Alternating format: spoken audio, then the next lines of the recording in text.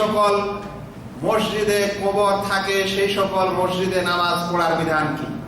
আমাদের ইতিপূর্বের বিধানটি ছিল যে কবরকে কেন্দ্র করে মসজিদ তৈরি হয়েছে, আর মানে কবরের কারণে মসজিদ তৈরি হয়েছে, তাহলে ওই মসজিদ ভেঙে দিতে হবে, ওখানে নামাজও যায় না, নামাজ বাতিল। আর মসজিদ আল্লাহর উদ্দেশ্যেই হয়েছে, কিন্তু পরে মানুষ কবর ঢুকিয়ে দিয়েছে, যেরকম কারণে হোক না কেন, তাহলে সেই কবরকে স্থানান্তর করে দিতে হবে, তারপর সেই মসজিদে কি হবে? নামাজ জায়েজ হবে। এখন ধরেন কোথাও মসজিদের ভিতর কবর আছে, আপনি আর হটাতে পারছেন না, সরাতে পারছেন না কবর, এখন ওই মসজিদে নামাজ পড়ার বিধান কি? দেখেন, এই মসজিদে নামাজ পড়ার বিধান সম্পর্কে প্রথমে জানতে হবে যে যারা সেই মসজিদে নামাজ পড়তে আসছে তারা কি ওই কবরের কারণে নামাজ পড়তে আসছে? কবরের কারণে মানে যে এটা ওলির কবর, এটা অমুকের কবর, এই জায়গায় নামাজ পড়লে নামাজ কবুল হয়, নামাজ বেশি কবুল হয়, ইবাদত বেশি ভালো হয়, আল্লাহ কবুল করেন, বরকত আছে, এরকম কারণে সেই মসজিদে নামাজ পড়তে আসছে? যদি এরকম কারণে সে মসজিদে নামাজ পড়ে, তাহলে সেখানে নামাজ পড়া হারাম এবং তার নামাজ বাতিল হয়ে যাবে। কারণ আল্লাহ রাসূল সাল্লাল্লাহু আলাইহি সাল্লাম মসজিদের উপর, কবরের উপর মসজিদ নির্মাণ করতে নিষেধ করেছেন। এর উদ্দেশ্যটা কি? মসজিদ কেন মানুষ বানায়? নামাজ পড়ার উদ্দেশ্যই না। তাহলে ওই কবরের কাছে, ওই কবরওয়ালা মসজিদে যে নামাজ পড়তে আসছে, তাহলে সেই নিষেধাজ্ঞারাও তাই সে চলে আসবে যে মসজিদ, যে কবরের উপর মসজিদ বানাও না, তাই যেই মসজিদে কবর থাকবে সেই মসজিদে আর নামাজ আদায় করা যাবে না, তার জন্য নামাজ বাতিল হয়ে যাবে। কিন্তু দ্বিতীয় পর্যায় হচ্ছে কোন ব্যক্তি সেই মসজিদে নামাজ পড়তে যাচ্ছে একমাত্র আল্লাহর জন্যই, সেই কবর আছে সেই কারণে, বরকতের স্থান সেই কারণে, ভালো করে ইবাদত কবুল হবে সেই কারণে, এরকম নিয়তে না, আল্লাহর জন্যই যাচ্ছে কিন্তু কবর আছে, তাহলে কি হবে?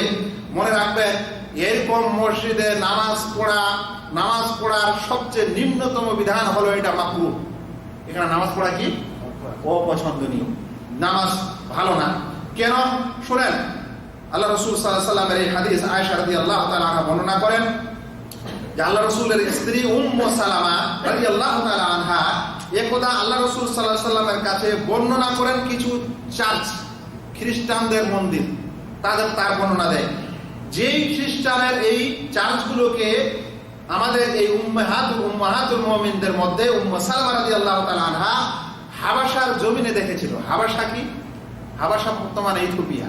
ওই ইথিওপিয়ায় দেখেছিলেন যে সেই চার্চে কিছু ছবি রয়েছে। আল্লাহ রাসূল সাল্লাল্লাহু আলাইহি ওয়াসাল্লামকে এটা বললেন, তখন আল্লাহ রাসূল সাল্লাল্লাহু আলাইহি ওয়াসাল্লাম বললেন, উলাইকা ইযা মাতা ফীহিমুর রাজুলুস সালেহ, ওরা ওই সম্প্রদায় যাদের মধ্যে মধ্যকার সৎ ব্যক্তি যখন মারা যায়, আল আবিল আব্দুস সালেহ কিংবা সৎ ব্যক্তি, বানাও আলা কবরিহি মসজিদা, তখন তাদের কবরের উপরে এরা মসজিদ বানায়, ওয়াসাওয়ারু ফীহি তিলকা সুওয়ার, আর এদের এই ছবিগুলি এখানে টেঙ্গে রাখে বা নির্মাণ করে। উলাইকা শিরারুল খালকি ইনদাল্লাহ, এরা হচ্ছে আল্লাহ তাআলার কাছে সবচেয়ে নিকৃষ্ট মাখলুক, নিকৃষ্ট সৃষ্টি। তাহলে নবীদের কবরকে কেন্দ্র করে যদি মসজিদ বানায় ইবাদত হয়, তাহলে ওরা কি হলো? সবচেয়ে নিকৃষ্ট সৃষ্টি।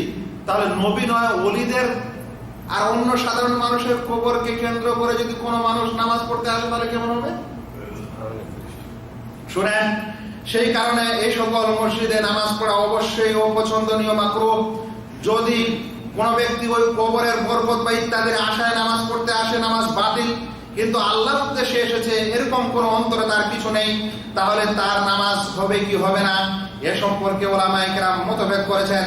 অধিকাংশ উলামার মতে এরকম নামাজও বাতিল, আর অনেকের মতে এই নামাজ মাকরুহ হবে, এরকম মসজিদে তার নামাজ পড়া উচিত হবে না, তবে নামাজ তার বাতিল হবে না।